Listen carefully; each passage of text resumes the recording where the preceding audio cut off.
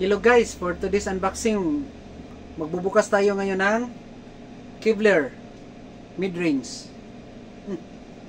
Ito siya.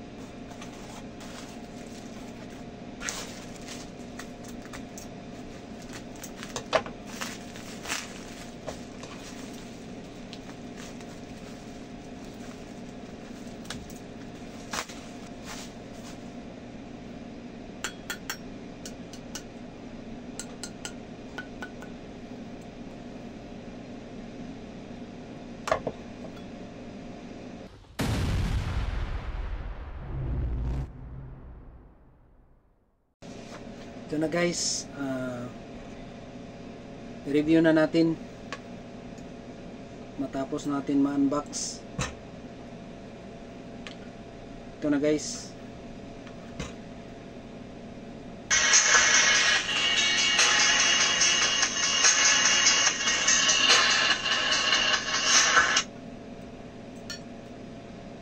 Isa lang yung ginamit ko na capacitor, non-polar capacitor.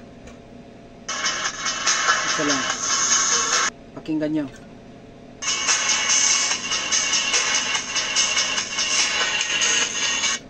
Dalawa.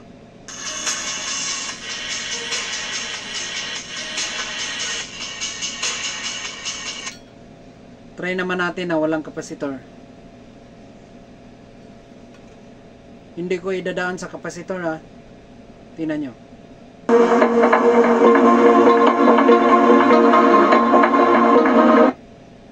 Okay.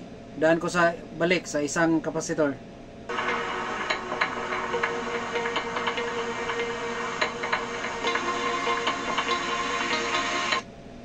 Dalawang kapasitor.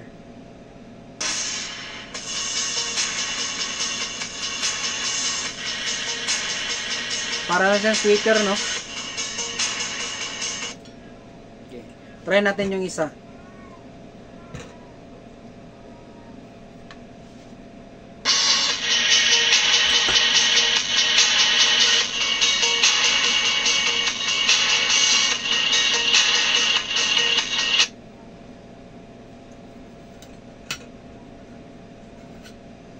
Ang masasabi ko sa Kevlar na 4 inches mid-range, maganda talaga siya, malinaw ang tunog, at saka maganda din yung forma, no?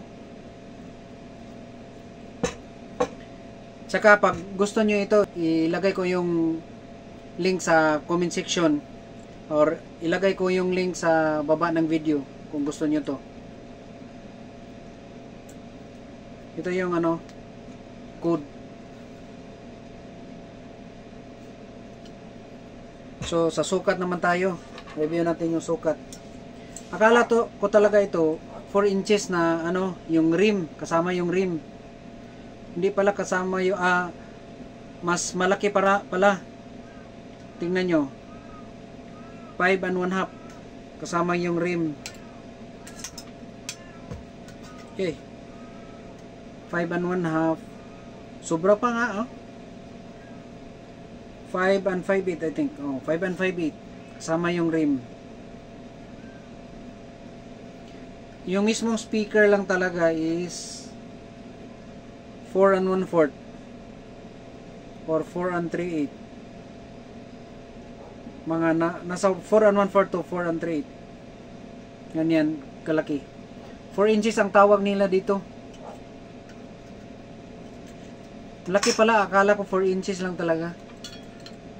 Kasi may lalagyan sana ako nito na box na ready na may butas na ba, pero hindi ko may lagay ito kasi sobra naman yung sukat. Gagawa ako ng bagong box nito. Maganda ang tunog ha, maganda ang tunog. Hindi kayo magsisisi nito pag bibilhin nyo to. Yan lang, at saka ang sukat, yung galing magnet hanggang dito sa ano, sa ilalim ng rim is mga 5 cm or 2 inches.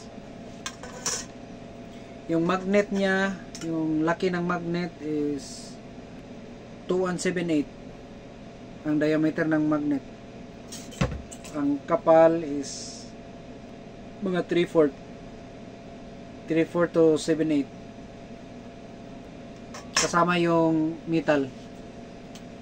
Maganda pagkagawa oh. Quality talaga yung Kevlar. Try nyo. Di kayo magsisisi. Promise. Pakinggan natin ulit.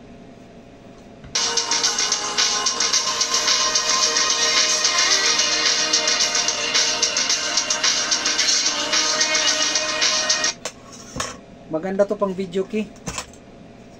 Dapat may ganito talaga pag video key.